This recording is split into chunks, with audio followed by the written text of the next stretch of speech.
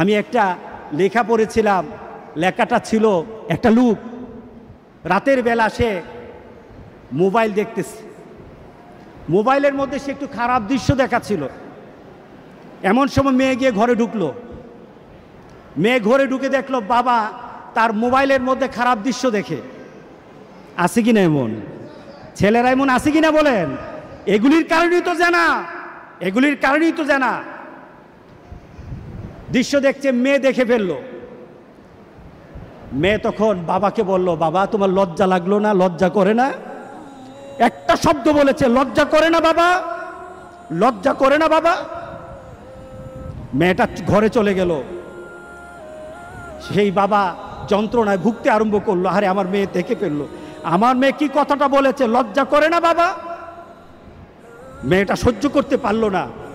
সে লোকটা অফিসে চলে গেল, অফিস করতেছে, কিন্তু আর ভালো লাগে না। মেয়েটা কি বলেছে, লজ্জা লাগে না বাবা। কিন্তু মেয়েটার যন্ত্রণায় সে হার্ট ফিল করলো, বাবার এই অবস্থা দেখে হার্ট ফিল করলো। মেয়েটা এরপরে মারা গেল। বাবা যখন বাড়িতে ফিরে আসলো, মেয়েটা বাবার মাথাটা নোয়া, লজ্জিত একটা মুখ।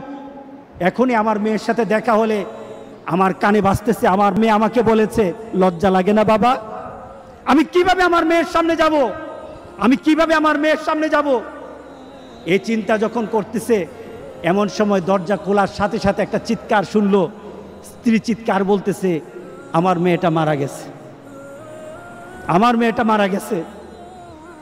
বাবার কানে তখন বাজতেছিল রাতের কথা, লজ্জা লাগে না বাবা। তার দাফন হলো, তার জানাজার ব্যবস্থা হলো। দাফন করার সময় মেয়েটাকে যখন কবরের মধ্যে দাফন করে দেয়, কবরের মধ্যে রাখা অবস্থায় বাবা একটা চিৎকার করার কথা ছিল। মেয়েটা তো চলে যায়, বাবা চিৎকার করার কথা ছিল, বাবা চিৎকার করে নাই, বাবা হেসে দিয়েছে। বাবা হেসে দিল। তাকে জিজ্ঞাসা করলো, তুমি হাসছো কেন?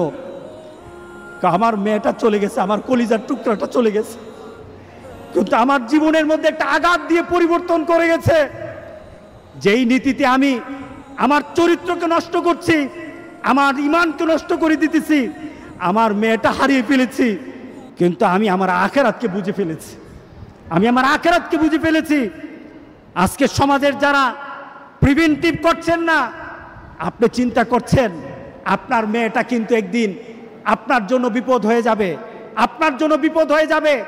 এই মেয়েটা যদি চরিত্রবান হয়, তাহলে আপনার জন্য এটা কাল হাসুরের দিন আপনার জন্য অনেক কিছু পাওয়া হবে। আর এই মেয়েটা যদি চরিত্রহীন হয়, তাহলে মনে রেখে দিয়েন, আপনার মেয়ে কিন্তু আপনাকে ছাড়বে না, আপনার মেয়ে আপনাকে ছাড়বে না। সুতরাং আমরা যদি হতে চাই ভালো একটা বাবা হবো, রাজি আছে সবাই?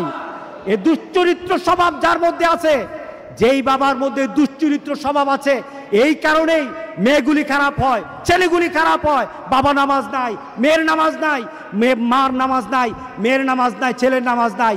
সুতরাং আমরা চলুন একটা সুন্দর একটা সমাজ চিন্তা করি, যেই সমাজের মধ্যে খারাপই থাকবে না, প্রতিরোধ গড়ে তুলবো ইনশাআল্লাহ। রাজি আছি সবাই?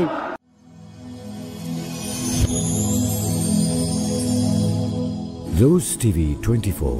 Enjoy by listening to the Holy Quran.